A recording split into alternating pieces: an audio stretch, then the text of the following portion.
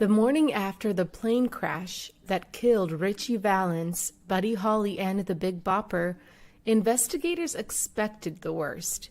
But when they arrived at the crash, they immediately made a chilling discovery that no one could prepare for. 17-year-old Richie Valance had a huge singing career ahead of him until a simple coin toss brought it to a tragic end. His singing career lasted only 8 months, but in that short time, he achieved music legend status. Despite the fear of flying that had plagued him since he was a child, he chose to board a small plane during a frigid Midwest snowstorm. Richie Valance wouldn't make it out of that plane alive. But what led him to that fateful moment? Valance was born Richard Stephen Valenzuela on May 13, 1941 in the San Fernando Valley. His parents were immigrants from Mexico who made their money picking fruit. He lived with 2 younger sisters and 2 half-brothers, but the home wasn't just full of people. The Valenzuela home was also full of music. There was traditional mariachi music from their native Mexico, but the family also enjoyed flamenco and R&B. Back then, there was no rock and roll. Even as a toddler, Valance was doing something incredible. At a very young age, he was already making his own music. When his parents recognized this, Dad suggested he try the guitar. The only problem? Valance was left-handed, but had a right-handed guitar. It didn't matter. He was so determined to learn that he went against nature and learned to play with his right. Then he taught himself to play the drums. In a few years, Valance had done enough learning. He was now ready to be a star. At first, Valance's performances were just for his friends, but before long he received an offer. This was to join a local band called the Silhouettes. Valance soon earned a reputation as a talented musician around the San Fernando Valley. A high school student was really taken with Valance's talent, and they just had to tell Bob Keane, a producer from Delphi Records. While describing this talented young musician they went to school with, the student referred to Valance by a nickname that really caught Keane's attention. Kids in the San Fernando Valley had taken to calling Valance the Little Richard of San Fernando. Now, Bob Keane was an important man. He wasn't in the habit of taking tips from high school students, but Valance's nickname intrigued him.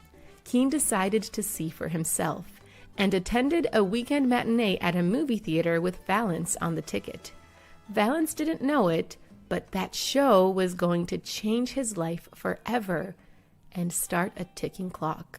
After seeing Valance perform just once, Keane invited him directly to his home. As it turned out, Keane had a little recording studio right there in his basement. Valance did a short audition, and that was enough. Keane signed Valance onto his record label. It was in that basement studio that the performer and producer got down to work. What they created would go down in rock and roll history. The first song Valance and Keane created was Come On, Let's Go, and it got its name from an unusual source. Apparently, Valance's mom was fond of the line. She often used it when the family was running late. Valance used his mother's words to pay a little tribute to her. Valance and Keane were very happy with Come On, Let's Go, and Keane wasn't going to waste any time releasing it. But first, he had one problem to clear up. It was his new star's name. At this time, Valance was still going by Richard Valenzuela, which the producer felt was too Hispanic for an American audience. Valance understood why he had to change his last name, but Keane even had a problem with his first name. According to Keane, there were too many other Richards in the music industry, Little Richard being one of them, and he wanted Valance to seem fresh. From this came Richie Valance, and a star was about to be born. Just days after Valance and Keane recorded Come On, Let's Go, they released it to the public. The song was an instant hit. Valance now needed to come up with material for a song that was personal, so he took inspiration from his own life. Valance started dating a girl named Donna when he was 16. The two were high school sweethearts and everyone thought they were a power couple. Sadly, their relationship wasn't so simple. It wasn't a problem with her, it was her father. There was something about Valance that he didn't like. Donna's father had a problem with Valance's background. What he didn't understand was that Donna had chosen Valance as a boyfriend because he was such a good guy. Valance didn't drink or swear, and Dad, if he'd given him a chance, probably would have loved Richie. Sadly, Richie just couldn't catch a break with Donna's father, but that only made his daughter want Valance even more. Donna was a headstrong young woman. She wasn't afraid of her father, so she ignored her father's wishes and dated Richie anyway, only she made him keep it a secret. Valance obviously wasn't happy with the situation, but it did help him write a hit song. Donna probably thought she had a normal boyfriend, but he was about to show her how special he really was. Valance wrote the hit song Donna about his sweetheart, but before he let the public hear it, he wanted the real Donna to have a listen. He called her on the phone and gave her a very private sneak preview of the song. She later admitted that the song made her cry. What she didn't understand was that this wasn't a song just for her. At the time, she had no idea that Valance was recording Donna and making plans to release it to the world. Neither of them had any idea the effect this song would have. Now that he had a great personal song, Valance needed a song for the B-side of his record. Valance had been toying with the idea of a rock and roll version of a traditional Mexican song he knew from his childhood, La Bamba. He was nervous about releasing it, though, for fear that he might offend his Mexican fans.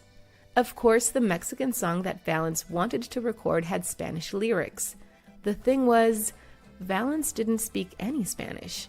But drawing on his family, Valance got his mother's relatives to teach him the words he needed to know to record the song. So now Donna had La Bamba as a B-side. Next, Valance and Keane had to wait and see if America would accept a rock and roll song that wasn't in English. Neither of them expected what happened next. The disc with Donna on one side and La Bamba on the other went on to sell more than 1 million copies. Richie Valance was quickly becoming a rock and roll star. Valance was also becoming more and more sure that his future was in music, so he made a huge decision. He quit high school. This decision would also have a very significant effect on his personal life. When he walked away from his education, Valance was also walking away from his girlfriend, Donna. Valance's plan was to marry Donna one day, but first he had to pursue his dream of becoming a rock superstar. Valance may have had a few hit songs on the radio, but he still had to show America that he could do a live performance. One of Valance's first performances was on Dick Clark's American Bandstand. On the show, Valance performed Come On Let's Go and earned a huge legion of fans. Clearly, Valance was now in the big leagues, but his next performance would bring him closer to home. A high school just outside Los Angeles somehow managed to lure both Valance and singing star Sam Cooke to their event, which they called the Teen Canteen Fundraiser. While the show itself didn't go down in history, there was something very eerie about it. In a short time span, both performers would lose their lives in unnatural circumstances. Richie Valance would die in an infamous plane crash, and Sam Cooke would die under suspicious circumstances several years later in a Los Angeles motel. In 1959, Valance's manager booked him onto something called the Winter Dance Party Tour, which would be a 24-day tour of the American Midwest. The 17-year-old Valance was so sure that the tour would be a success that he decided to buy a house, depositing a $1,000 down payment before he left for the tour. But Valance would soon realize that there were two things very wrong with this tour. The first problem with the tour was with its geography. You see, the person responsible for booking the cities didn't seem to own a map and managed to book the cities so far apart that it meant driving for hours in between gigs. The second problem was something even worse. It also happened to be one of the coldest winters in many years. So now we have a busload of popular musicians crisscrossing the Midwest for hours on end in extremely cold temperatures. While this may not be exactly a recipe for disaster, a disaster is what happened. Buddy Holly was probably the biggest star on the tour, and he found the cold temperatures and long bus rides unbearable. Partway through the tour, a fed-up Holly booked a private plane to get to their next gig, but there was only room for 3 passengers on board. Holly handpicked the tour members he'd take on the plane, which meant Valance, the kid on the tour, would be stuck once again sitting on a frozen bus. Most likely, Valance was secretly relieved. You see, he had a very valid reason for staying away from planes. Back in 1957, Valance had to miss a school day at his junior high school, but this absence may have saved his life. That same day, a plane crashed into the school and 8 people lost their lives, while 75 more sustained injuries. Then, just a few months later, another plane crashed near Valance's home. This one landed on a house and everyone on board perished. This created in Valance an intense fear of flying, which makes what happened next all the more tragic. Buddy Holly planned to board the small plane with 2 members of his band after their concert in Clear Lake, Iowa. The show was a hit, and Valance, maybe still riding high from a great concert, did something out of character. He asked one of the guys for his seat on the plane. They let a coin toss decide their fate, and Valance won. It was 1:30 in the morning when Valance, Holly, and J.P. Richardson, aka the Big Bopper, reached the snowy airport. When they got in the small plane, there in the pilot's seat was 21-year-old Roger Peterson. He was young, really young for a pilot. Legally, Peterson was 100% certified to fly the plane, but there was something quite important he did not have the experience to do. Peterson was only certified for flying in circumstances where he could actually see where he was going. The flight with Valance was in the dark and with heavy snowfall. With these conditions, Peterson would have to rely solely on his controls. Unbeknownst to Valance, 9 months before this day, Peterson had failed a practical exam for doing this very thing. So there was Valance, terrified of flying and about to fly with an inexperienced pilot in bad weather and in almost complete darkness. The plane carrying Valance, Holly, and Richardson tragically crashed not long after takeoff. Later, they said it was due to bad weather and pilot error. The next morning, at around 9 a.m., authorities found the plane, which had come to rest on a barbed wire fence, and smashed into the shape of a ball. The pilot's body was still in his seat, but not everyone was there. Strangely, there was no sign of Valance, Holly, or Richardson. The plane's impact with the ground threw the musicians clear out of the wreckage. In the hours before they found the plane, the 3 bodies had frozen solid. The tour manager had the grisly job of identifying them only by their clothes. 3 musicians lost their lives that day, but Valance's career would strangely continue to soar. Once reality had set in, his fans mobilized and tried to quench their thirst for absolutely any more recordings of their rock and roll hero. Valance's manager, Keane, suddenly remembered that a recording existed, and he was sure it was the only recording of Valance singing live in front of an audience. He just had to get his hands on it. Back when Valance was first finding success as a musician, he got a call to perform at his old junior high school. During the concert, someone decided to record Valance using a very rudimentary tape recorder. Keane remembered that recording, found it, and released it as part of a live side of a posthumously released album. Valance's fans were getting used to the fact that they would never see their idol again. They then realized that they would have one last chance. You see, just before the tragic plane crash, Valance had made a brief appearance in a movie. This was Go Johnny Go, where Valance performed his song Oh My Head. The film premiered just a few months after the accident. His fans came out in droves. If the audience listened closely to the lyrics, however, they would notice a chilling coincidence. One line in Oh My Head has Valance singing about there being no more Peggy Sue. Everyone would recognize that this was a reference to Buddy Holly's hit song. The same guy who'd lost his life on that fateful flight. There really would be no more Peggy Sue. The eerie coincidences didn't stop there. In 1959, Tommy D wrote a tribute song called The Three Stars about Valance, Holly, Richardson, and the crash that took their lives. Later, Eddie Cochran, who had appeared in Go Johnny Go with Valance, recorded his own version of the song. In a strange twist of fate, Cochran too lost his life at an early age. The 21-year-old was in a car crash on the way to the airport. Every time Valance's name is in jeopardy of fading to obscurity, something seems to happen to revive it.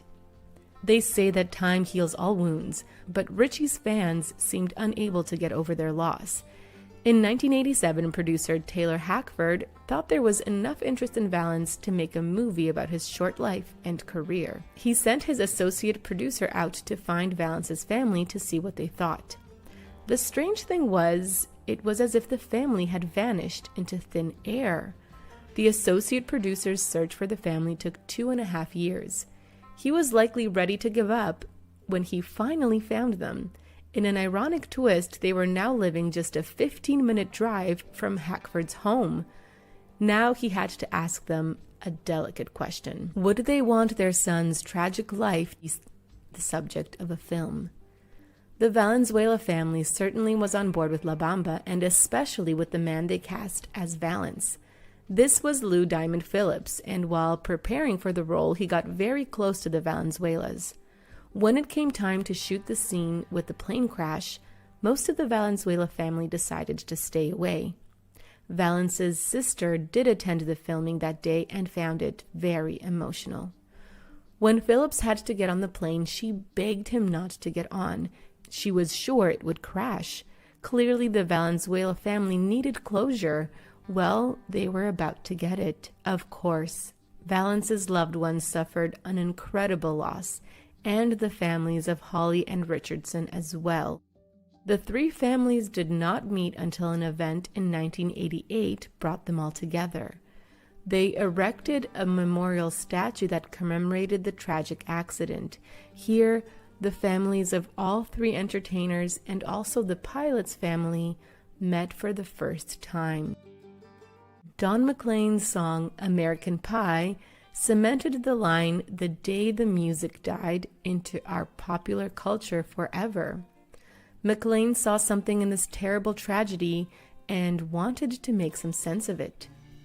In 1990, Valance received a star on the Hollywood Walk of Fame. Then in 1993, the Postal Service came out with his image on a stamp. Supporters of the three who passed on that tragic flight headed to the Surf Ballroom in Clear Lake, Iowa. Instead of a sad memorial, they decided to do a concert. This soon became an annual event, and in 2009, they reached a milestone. They did a special show on the 50th anniversary of the night we lost Valance, Holly, and Richardson. In Valance's short time in the spotlight, he had done something few musicians have accomplished.